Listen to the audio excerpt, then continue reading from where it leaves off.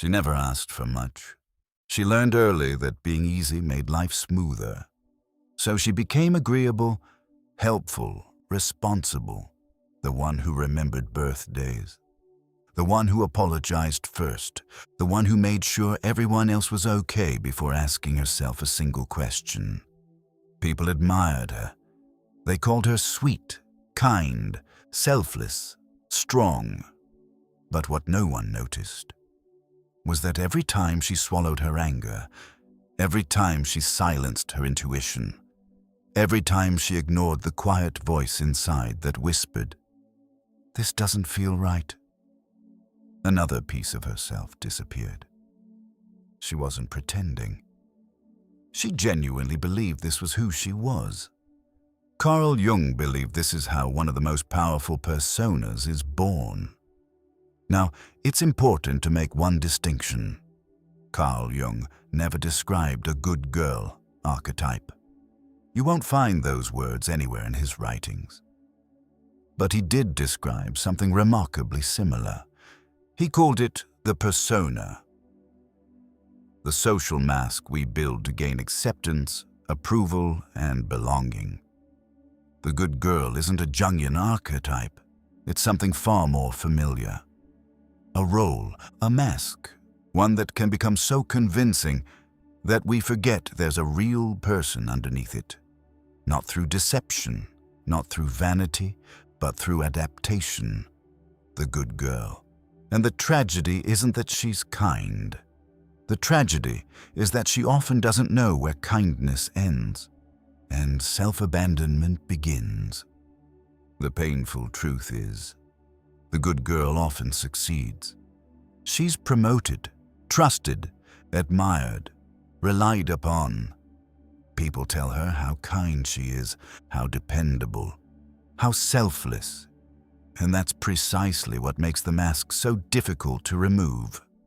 Because it keeps rewarding her, even while quietly costing her herself. Welcome to the sovereign path. If you've ever wondered why you struggle to say no, why guilt follows even the smallest boundary, why you feel responsible for everyone else's emotions, or why, despite being admired by so many, you sometimes feel strangely disconnected from yourself, you're not alone. According to Carl Jung, what you're experiencing may have less to do with your personality and far more to do with the mask you've spent a lifetime wearing. Today we're exploring the shadow of the good girl and why becoming whole often begins with disappointing people.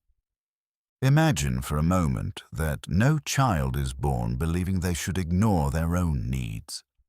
A young child doesn't naturally think, "My feelings don't matter."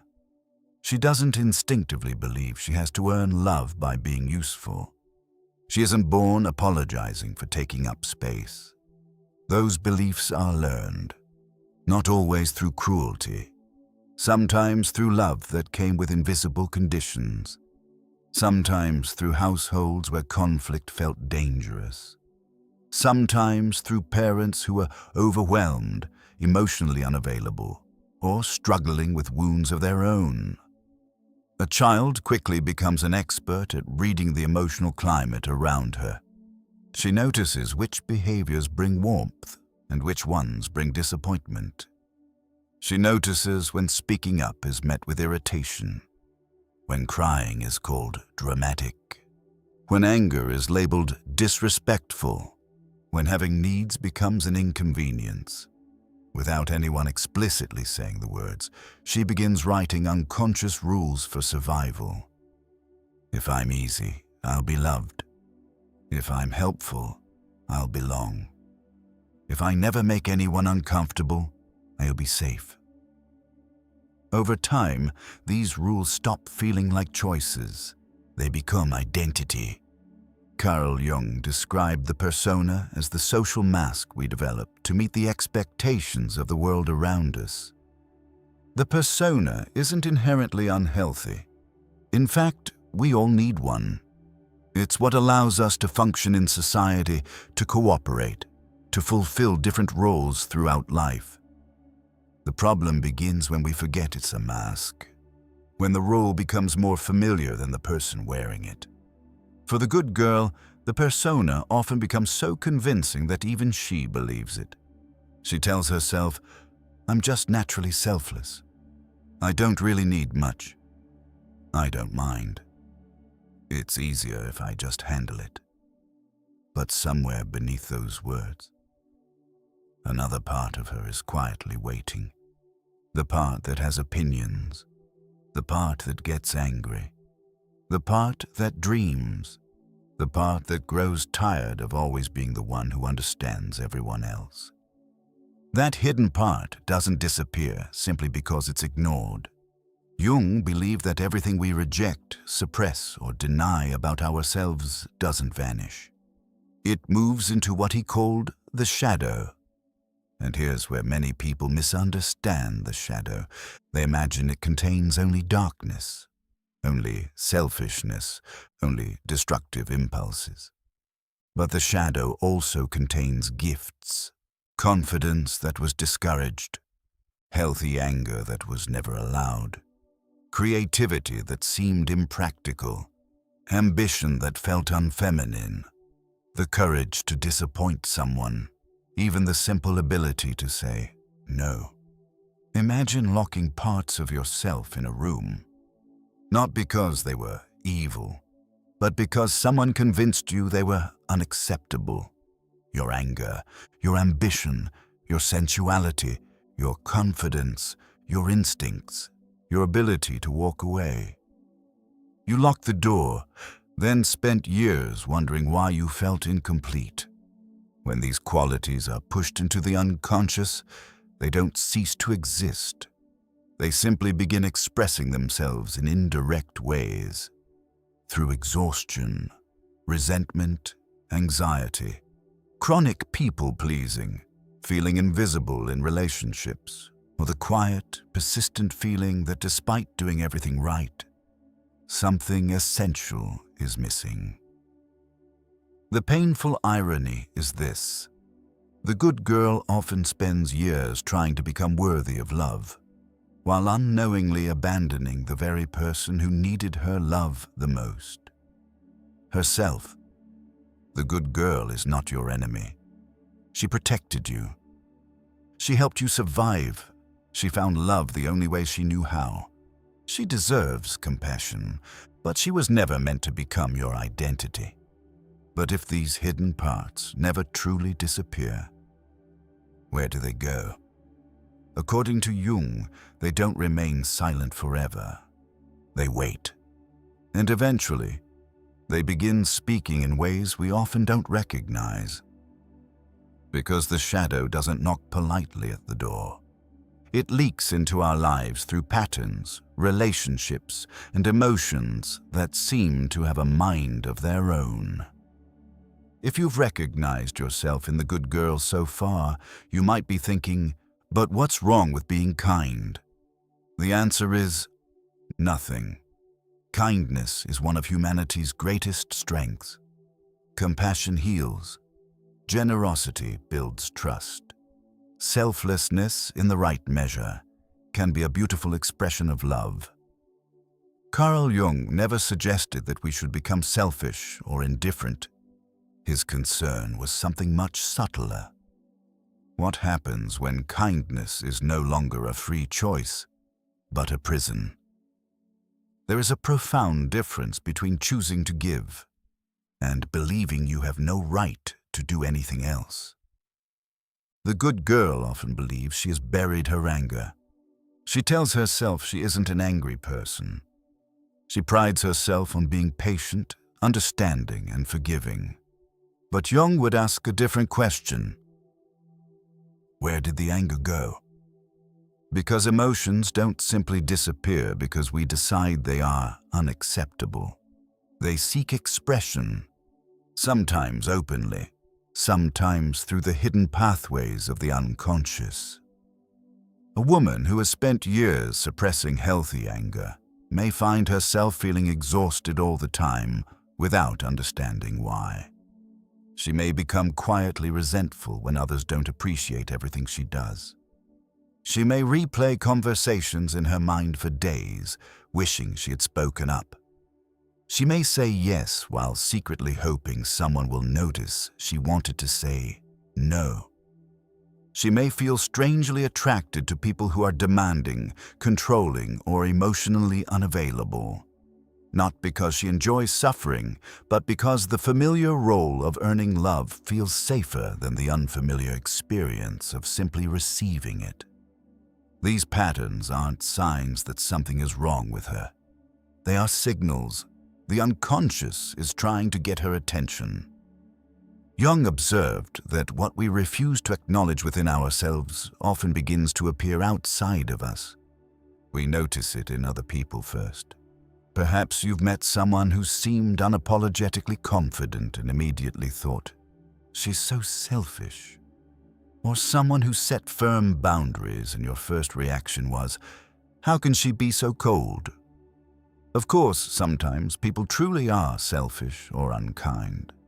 But other times, our strongest emotional reactions point toward qualities we've never allowed ourselves to develop. The good girl may secretly envy women who speak their minds, who decline invitations without guilt, who leave unhealthy relationships, who ask for what they need without apologizing. That envy isn't necessarily a flaw. It may be a message, a forgotten part of herself whispering, "You could do this too." One of Jung's most fascinating insights was that the shadow doesn't contain only the qualities we fear. It also holds our unused strength. Think about that for a moment. The confidence you've admired in someone else. The courage you've wished you had. The ability to say no without explaining yourself. The freedom to disappoint others without believing you've failed as a person. Those qualities may not be missing from you at all. They may simply be waiting in the shadow, excluded because they once felt unsafe. The good girl often mistakes peace for the absence of conflict. But real peace isn't achieved by never upsetting anyone. Real peace comes from no longer being divided against yourself. And perhaps nowhere is this inner division more painful than in relationships. The good girl often becomes the emotional caretaker. She listens, she comforts, she anticipates everyone else's needs. She gives second chances, then third chances. She explains away behavior that hurts her because she sees the wounded child in everyone else. She believes that if she can just love enough, understand enough, be patient enough, the relationship will finally become what she hopes it can be. But somewhere along the way, she forgets to ask a simple question: who is caring for me? This is one of the shadow's greatest deceptions. It convinces us that abandoning ourselves is an act of love. Yet every time we betray our own intuition to preserve someone else's comfort, the shadow grows a little stronger. Not because it wants to punish us, but because the neglected parts of ourselves are still waiting to be welcomed home. The shadow doesn't demand perfection. It asks for honesty. It doesn't ask you to stop being kind. It asks you to become someone whose kindness includes herself. If the shadow isn't our enemy, if it carries not only our pain but also our hidden strength, then the question becomes, how do we stop living through the mask?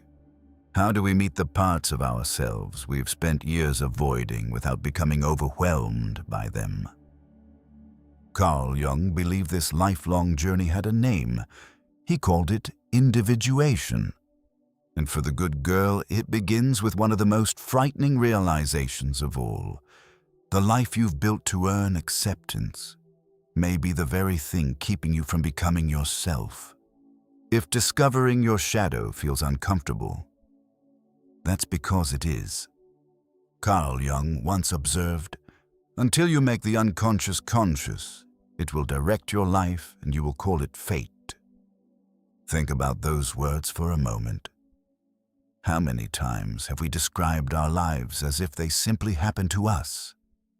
I always end up in relationships like this. People always take advantage of me. I don't know why I can't say no.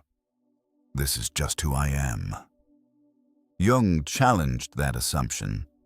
He believed many of the patterns we call fate are actually unconscious habits, old adaptations that quietly shape our decisions long after the original danger has passed.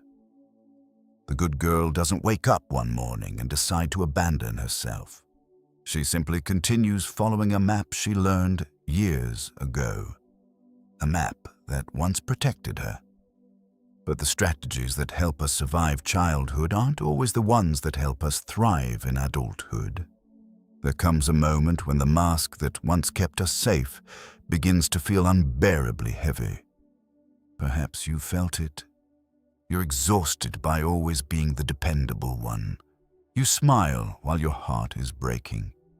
You avoid difficult conversations until resentment quietly fills the space where intimacy should have been. You keep everyone else comfortable while becoming increasingly unfamiliar to yourself. This is often the moment people believe something is wrong with them. Jung saw it differently. He believed this inner tension was often an invitation, not a sign of failure, but the beginning of awakening. He called this lifelong process individuation. Individuation isn't about becoming someone new. It's about becoming more fully who you've always been beneath the masks, expectations, and unconscious roles you've carried for years. Imagine an orchestra where only one instrument is allowed to play, no matter how beautiful that instrument may be. The music will always feel incomplete. That's what happens when we identify only with the good girl. Kindness plays, compassion plays, patience plays, but confidence is silenced. Healthy anger is muted. Creativity waits backstage. Assertiveness never gets a turn. The result isn't harmony, it's imbalance. Jung believed psychological health doesn't come from eliminating parts of ourselves. It comes from allowing every healthy part to have its rightful place. This doesn't mean becoming harsh. It doesn't mean rejecting compassion. It doesn't mean swinging from people-pleasing to self-centeredness. Integration is rarely dramatic. It's often surprisingly ordinary. It's saying, I won't be able to help this time, without spending the rest of the day feeling guilty. It's expressing disappointment instead of pretending everything is fine. It's trusting the quiet discomfort in your body when something doesn't feel right. It's allowing someone to misunderstand you rather than abandoning yourself to earn their approval. Perhaps most importantly, it's recognizing that conflict isn't always a sign that you've done something wrong. Sometimes conflict is simply what happens when two people have different needs. For someone who has spent years measuring their worth by how comfortable everyone else feels, this realization can be revolutionary. The goal is no longer to keep everyone happy. The goal becomes living honestly.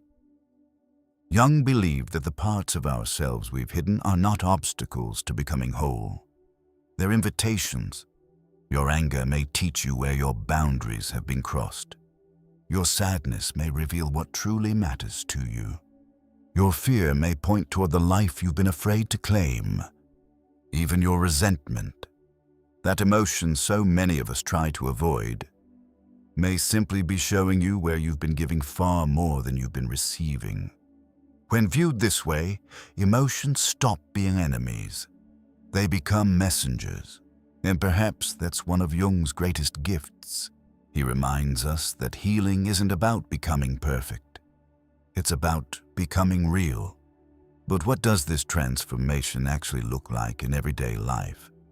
How do you know you're no longer living from the mask and are beginning to live from your authentic self? The signs are often quieter than people expect. They don't usually appear as dramatic breakthroughs. Instead, they emerge through small, almost imperceptible choices that slowly change the direction of an entire life. But what happens when the good girl begins to step aside and the authentic woman finally has room to breathe? At some point, the good girl begins to notice something strange. The very behaviors that once made her feel safe now make her feel trapped. The constant explaining, the automatic apologies, the need to be understood, the fear of being seen as difficult, the habit of shrinking her truth so other people don't have to examine their own behavior. What once felt like kindness now feels like disappearance. And this is where the path begins to change. Not all at once, not perfectly, but quietly. A woman begins to reclaim herself in small moments. She says, "Let me think about it," instead of giving an immediate yes. She notices the tightness in her chest before agreeing to something she doesn't want to do. She stops turning every boundary into a courtroom defense. She allows silence to exist after saying no. She no longer rushes to rescue people from the natural consequences of their choices. And maybe, for the first time in her life, she realizes that guilt is not always a sign she's doing something wrong. Sometimes, guilt is simply the feeling that appears when an old identity is being challenged. For the good girl, guilt often stands guard at the doorway of freedom. It says, "Who do you think you are? You're being selfish." They'll be upset. They won't understand. But the more she practices honesty, the more she discovers something surprising. The world doesn't end. Some people adjust. Some people respect her more. Some people reveal that they only valued the version of her who had no boundaries. And while that realization may hurt, it also clarifies. Because Jungian growth is not about becoming universally liked. It is about becoming internally true. The woman who is becoming whole begins to understand that being misunderstood is not the same as being wrong. Disappointing someone is not the same as betraying them. Taking up space is not the same as being selfish. And refusing to abandon herself is not cruelty. It is maturity. She begins to see her shadow not as an enemy, but as a lost inheritance. Inside it were the qualities she once believed she had to reject. Her voice, her anger, her discernment, her ambition, her desire, her ability to walk away, her capacity to choose herself without needing permission. And as these hidden parts return, her kindness changes. It becomes cleaner, freer, less tangled in fear. She can give without secretly hoping to be rescued. She can love without disappearing. She can forgive without pretending nothing happened. She can serve without becoming a servant to everyone else's expectations. This is the difference between goodness and wholeness. Goodness, when it becomes a mask, asks, "What must I become so they will approve of me?" Wholeness asks, "What is true?" Goodness performs peace. Wholeness tells the truth with compassion. Goodness avoids conflict. Wholeness can survive it. Goodness says, "I don't need anything." Wholeness says, "My needs are part of my humanity." And perhaps this is why Jung's famous statement, "I would rather be whole than good," has resonated with so many people. Because somewhere deep inside, many of us know that goodness without wholeness becomes a cage. It may look beautiful from the outside, but inside, the soul is starving. The good girl doesn't need to be destroyed. She needs to be understood. She was born from adaptation, from survival, from the innocent desire to be loved. but she was never meant to rule your entire life. There is more to you than being pleasant, more than being agreeable, more than being the one who understands, forgives, accommodates, and endures. There is a self beneath the role, a woman beneath the mask, a life beneath the performance, and the work of individuation is not to become someone harsh, cold, or unkind. It is to become someone honest enough to include herself in her own compassion. So maybe the question is not, am I a good person? Maybe the deeper question is, am I becoming a whole person? Because the world does not need more women who have learned to disappear beautifully. It needs women who have come home to themselves.